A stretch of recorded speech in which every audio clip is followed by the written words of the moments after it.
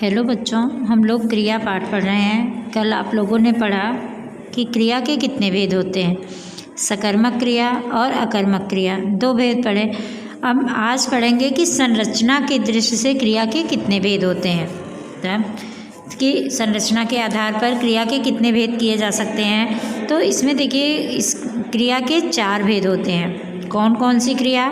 प्रेरणार्थक क्रिया, संयुक्त क्रिया, पूर्वकालिक क्रिया, नाम धातु क्रिया, 4 क्रियाएं होती हैं।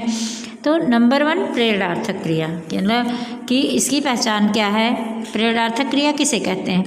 कि जब कर्ता स्वयं कार्य ना करके दूसरों से कार्य करवाता है या करने की प्रेरणा देता है तो उसे प्रेरणार्थक क्रिया कहते हैं। कि क्रिया का कर्ता जो है वह कर्ता स्वयं कार्य करता है, लेकिन जब वह स्वयं कार्य ना करके किसी दूसरे को कार्य करने की प्रेरणा देता है, उसे कार्य करने के लिए उत्साहित करता है, प्रेरित करता है, तो वहाँ पर प्रेरणार्थक क्रिया होती है। जैसे अध्यापक मॉनिटर से कापियाँ मंगवाते हैं, तो अध्यापक मंगवाते हैं, कर्ता अध्यापक हुए, लेकिन वह स्वयं नहीं कार्य कर रहे हैं बल्कि मॉनिटर को कापियाँ लाने के लिए प्रेरित कर रहे हैं। वह स्वयं कार्य ना करके उससे कापियाँ मंगवाते हैं, इसलिए यह प्रेरणार्थक क्रिया हुई। पिताजी रीना से पाठ पढ़वाते हैं। पिताजी करता है लेकिन वह खुद पाठ नहीं पढ़ रहे हैं बल्कि रीना से पाठ पढ़वा रहे हैं, रीना को पाठ पढ़ने की प्रेरणा दे रहे हैं। तो इसलिए इसमें 2 कर्ता हो गए, ठीक है। एक कर्ता कौन? अध्यापक, जिसने कि प्रेरित किया, और दूसरा कर्ता कौन? मॉनिटर, जो कापियाँ लेकर आया। इसमें एक कर्ता पिताजी जो प्रथम करता है, दूसरा कर्ता रीना, क्योंकि पिताजी प्रेरित करते हैं और रीना पाठ पढ़ती है। तो एक प्रेरक करता, एक प्रेरित करता। जो दूसरों को प्रेरित करता है वह प्रेरक करता हुआ, और जिसने कार्य किया वह प्रेरित करता होते हैं। तो इसमें प्रेरणार्थक क्रिया के भी 2 रूप होते हैं। इसके 4 भेद में प्रथम प्रेरणार्थक क्रिया, तो इसमें इसके भी 2 रूप हैं, प्रथम प्रेरणार्थक क्रिया और द्वितीय प्रेरणार्थक क्रिया। प्रथम प्रेरणार्थक क्रिया क्या है? कि प्रथम प्रेरणार्थक क्रिया में कर्ता स्वयं कार्य करने में सम्मिलित होता है, कि वह और लोगों को प्रेरणा देता है, दूसरे लोगों को प्रेरणा देता है, लेकिन वह स्वयं भी कार्य करता है। कि माँ परिवार के लिए खाना बनाती हैं, तो माँ भी सम्मिलित हैं खाना बनाने में।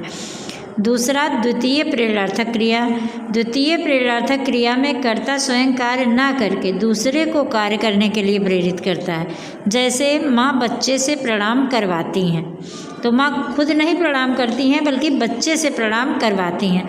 तो माँ जो है सम्मिलित हैं, लेकिन जो है कार्य स्वयं ना करके बच्चे से करवा रही हैं। तो यह द्वितीय प्रेरणार्थक क्रिया हुई। कि जैसे मूल क्रिया, देखिए उदाहरण दिया गया है, इससे समझिए कि मूल क्रिया क्या है? चलना, ठीक है। कि चलना जो है वह क्रिया है, ठीक है। तो उसके बाद प्रथम प्रेरणार्थक क्या हुई? चलाना, और द्वितीय प्रेरणार्थक क्या हुई? चलवाना, ठीक है। कि जैसे चलना, कोई बच्चा चल रहा, छोटा बच्चा चलना सीख रहा है, तो वह बच्चा चल रहा है तो उसकी मूल क्रिया हुई, लेकिन उसको चला रही हैं, कोई है कि जो उस बच्चे को चला रहा है। तीसरा वो चलवा रहा है, कि जैसे माँ अपने बड़े बेटे से कह रही हैं कि छोटे बच्चे का हाथ पकड़कर चलाओ, ठीक है। तो चल रहा है बच्चा, चला रहा है उसका बड़ा भाई, और चलवा कौन रहा है? माँ चलवा रही हैं। माँ बड़े बेटे से छोटे बेटे को चलवा रही हैं। तो इसमें प्रथम मूल क्रिया चलना हुई, चल कौन रहा है? छोटा बच्चा। प्रथम प्रेरणार्थक कौन हुआ? कि जो उसका बड़ा भाई उसे चला रहा है। और तीसरा चलवाना, द्वितीय प्रेरणार्थक, कि माँ बच्चे को चलवा रही हैं। हाँ, इसके बाद देखिए दूसरा संयुक्त क्रिया। जिन वाक्यों की एक से अधिक क्रिया मिलकर एक ही कार्य पूर्ण करती हैं, ऐसे वाक्यों को संयुक्त क्रिया कहते हैं। कि जैसे कोई एक क्रिया तो वाक्य में दिखाई दे रही है, वाक्य में लिखी हुई है, लेकिन वह विभिन्न क्रियाओं के मिलने से संपूर्ण हुई, ठीक है। तो इसके लिए जो है इसे संयुक्त क्रिया कहते हैं। जैसे उपरयुक्त वाक्यों, जैसे उदाहरण में है रोटियां बना दी, रोहन बाजार से आ गया, ठीक है। तो रोटियां बना दी, इसमें देखिए बनाना भी क्रिया है और देना भी क्रिया है। तो बना दी, ठीक है। तो इसमें 2 क्रियाएं हैं, लेकिन यह बना दी मतलब बना करके पूरी हो गई, तो इसके लिए यह एक ही क्रिया में सम्मिलित है। लेकिन जो है एक कार्य पूरा हुआ रोटियां बनाने का, लेकिन क्रियाएं इसमें 2 हैं, इसलिए यह संयुक्त क्रिया। रोहन बाजार से आ गया, आना क्रिया है, और गया वह चला गया, वह भी क्रिया है, लेकिन दोनों मिलकर के आ और गया दोनों मिलकर एक कार्य को पूरा कर रही हैं, अतः यह संयुक्त क्रिया है। तीसरा देखिए पूर्वकालिक क्रिया, कि किसी वाक्य में मुख्य क्रिया से पहले होने वाली क्रिया पूर्वकालिक क्रिया कहलाती है।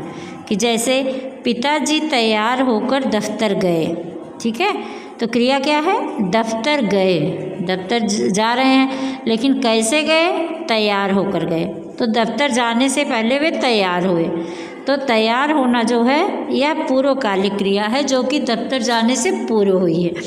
माता जी ने दिल्ली पहुंचकर फ़ोन किया, तो माता जी ने क्या किया, फ़ोन किया।